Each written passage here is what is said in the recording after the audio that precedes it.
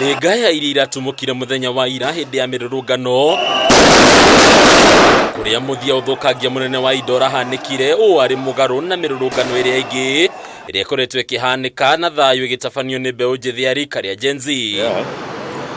Kumana na ũndũ ũyũ rĩu ngwatanĩro ya Azimio la UMOJA nĩ yumĩrĩtie na kũmenereria ũthũkangia ũyũ wa INDO kũrĩa rĩu ĩkuruhanĩtie thirikari na ũthũkangia ũyũ nĩguo kũnyihia morũrũ ma mĩrũrũngano ĩrĩa ĩkoretwo yakĩrĩirie makĩria ica-inĩ ikuhĩ. Ruto and his henchmen sponsored goons infiltrated with the sole intention of destabilizing the continued peaceful protests. That the intention of yesterday's well-organized, coordinated and state-sponsored chaos was to undermine and denigrate the Gen Z-inspired nationwide non-violent protests, hiring goons to destabilize constitutionally protected protests, causing chaos and mayhem.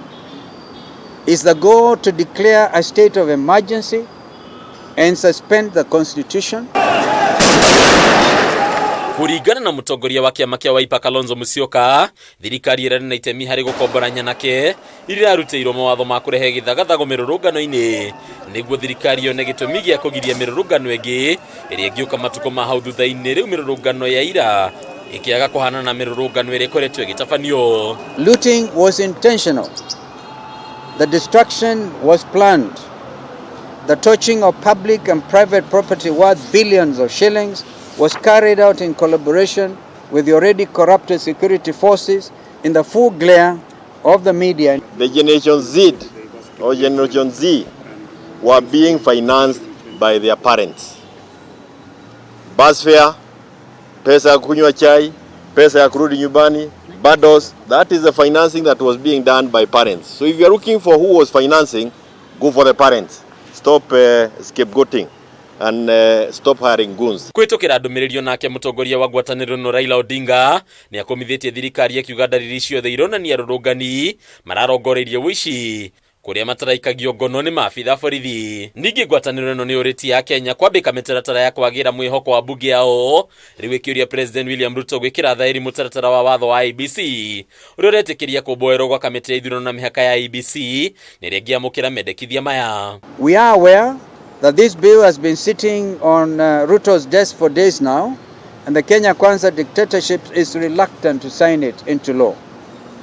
As a coalition, we call out to Ruto and demand that he assent to this essential bill that allows citizens to hold their representatives in the legislature accountable. Ogĩikaro-inĩ gĩkĩ kĩa mbunge na atongoria othe arĩa athure ngwatanĩro-inĩ ya Azimio nĩ marutĩirwo rĩtana rĩa kũregana na mendekithia ma nyongerera ya mĩcara ĩrĩa ĩrerĩkithio nĩ kamĩtĩ ya kũrũgamĩrĩra mĩcara ya SRC.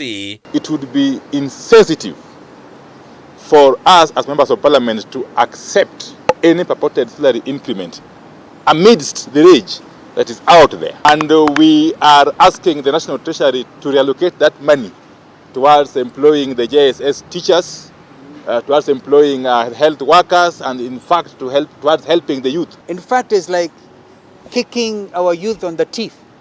When they have been shedding blood to have a better country, then you go and do the opposite. Adunia kama TV letu lako ni Bataru wa Mwagi.